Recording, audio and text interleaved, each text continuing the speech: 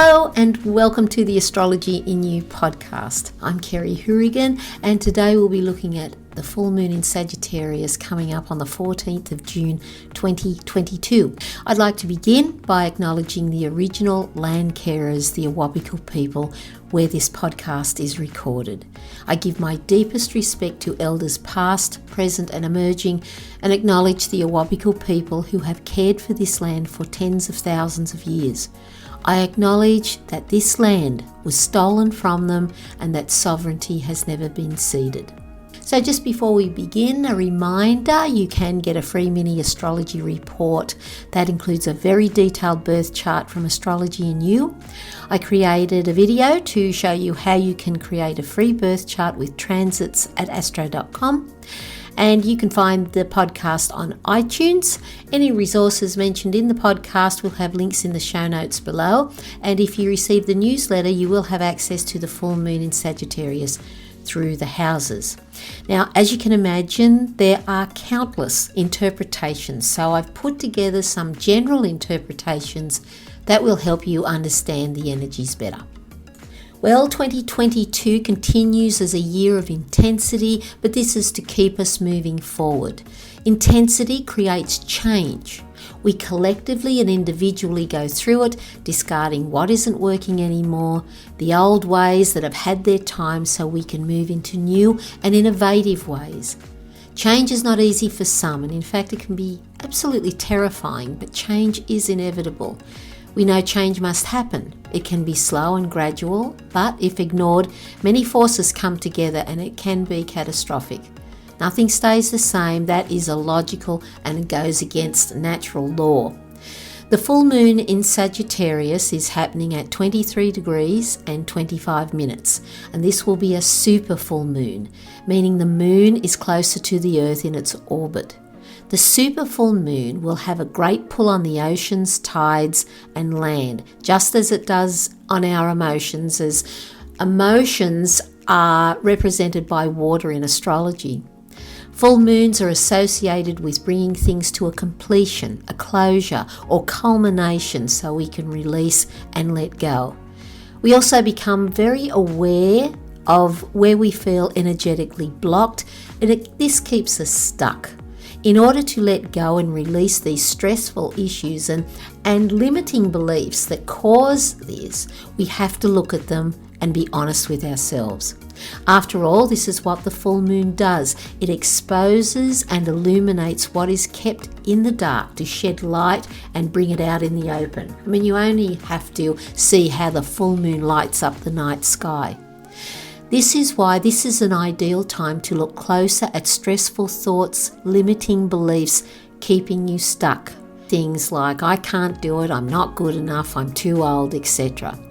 These kinds of thoughts are from a misunderstood and confused ego, creating the dense emotions of shame, guilt, fear, and unworthiness. Having these emotions is like walking through wet concrete where we see no hope, relief, or way out. In evolutionary astrology, we look at the moon as representing our ego. The moon also represents our subjective filter. So ask yourself, do these emotions and stressful thoughts serve you in any way? The truth is they really don't. They just keep you stuck until you look at them. And that's the key. In saying that, they have enormous value and are for our highest good, because there is more we need to learn about ourselves to find the truth behind them to set ourselves free. Anyway, this has been my experience. If you are struggling and don't know how to address stressful thinking, please look at the work of Byron Katie. She has the process that's free with 4 simple questions and the turnarounds. And this helps you find your truth. And once you do, you find freedom of stressful thinking. You will change for the better and never look at stressful things the same ever again. And Katie has her sun in Sagittarius. So I really do feel she is truly one of the modern day masters. You'll find the links below to her website, and there are numerous videos on YouTube.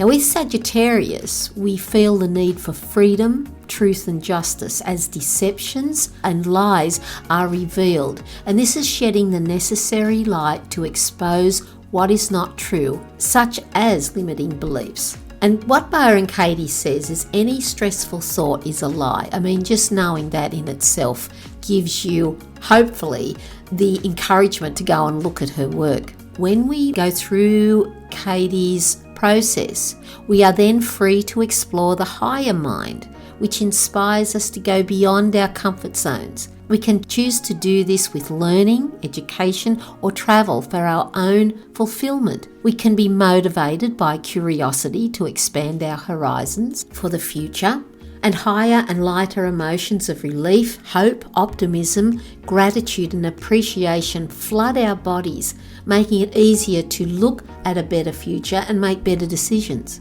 One of the wonderful things about Sagittarius is it is the sign of humour. So laughter is truly the best medicine, and it makes everything better. And it's easier to laugh when we are in these higher emotions. And some of Katie's videos are really funny as we actually see ourselves in them. So when we look at the energies in astrology, we always have to look at the shadow side. So the shadow side of Sagittarius, it is associated with directness, brutal honesty, opinionated, as there is a tendency to convince and convert another, and this really can be hurtful.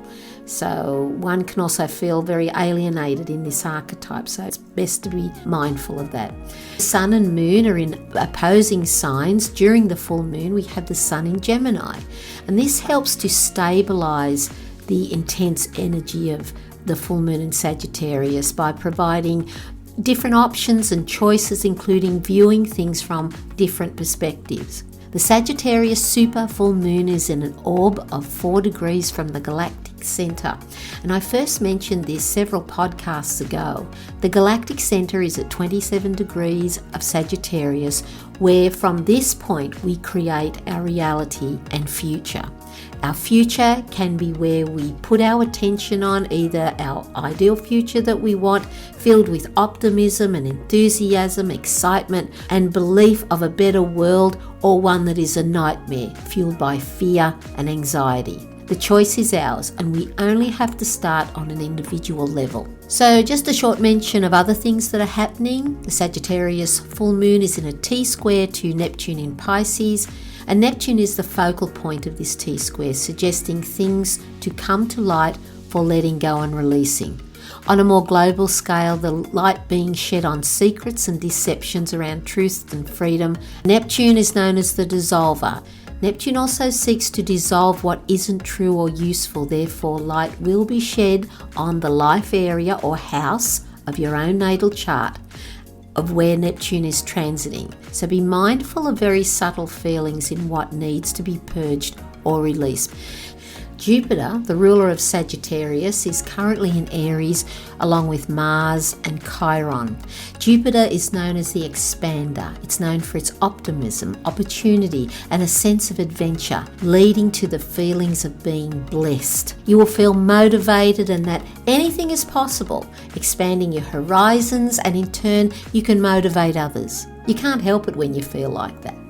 But there are always two sides to every coin, and Jupiter's expansive energy can be the result of the opposite, so just beware of that. This is also setting off a new cycle as Jupiter enters Aries. Jupiter has a 12-year cycle, therefore this cycle will relate to expansion, more to do with the individual. So when we combine general terms, we may feel this newness in courage and risk to be the trailblazer in moving forward. It is such a powerful and exciting energy and will depend on the life area or house this falls in for you. Jupiter joins the ruler of Aries, Mars, and Mars is known for its drive, assertiveness, passion, and even aggression. It has the warrior energy. The planetary pair of Jupiter and Mars engage with each other by Jupiter expanding Mars's energy and Mars driving the expansion of Jupiter. Chiron, the wounded healer, is conjunct Mars, and Chiron is associated with our wounds and vulnerability, and it has that driving expansion of Jupiter and Mars to assist in our healing. For healing, we have to face our vulnerabilities, but with the courage of Mars and reward of Jupiter, we can be assured all is well. A powerful combination of Uranus, which is futuristic and liberating. Venus associates with values, love, and cooperation, and the North Node, our future direction, all in the sign of Taurus. Taurus is associated with our values, self-esteem, land, sustainability, tangible things of value and long-term projects, developing and learning new skills and improving our natural talents. This is about leaving behind what doesn't serve and has no value anymore. This could be in your thinking or your perception of yourself. When we think of Venus, we think of love. Venus in Taurus sends us to our internal world, and never has there been a time to practice more self-love. It's not easy sometimes, it's just practice, and we do this with humility and gratitude. Essentially, as I see this, our ideal future is in how we treat this planet and all who dwell here.